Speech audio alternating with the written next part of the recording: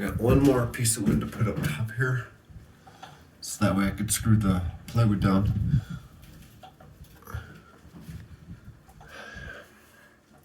I already got this one on, so that I could screw the plywood to it. This piece frame had to go through the plywood, so. Kitty, didn't see you. First time that I worked till dark. Just wanted to get that done. That way I can have air conditioning in there and I can move in tomorrow.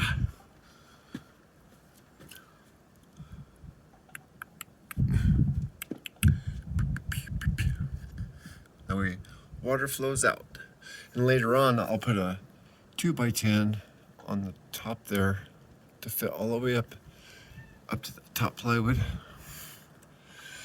And then I have 2x4s that I'll be going across here, and I'll put sheet metal on it.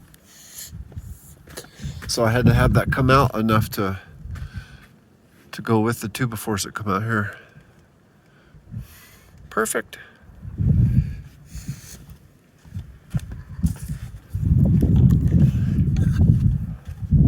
It'll go like this.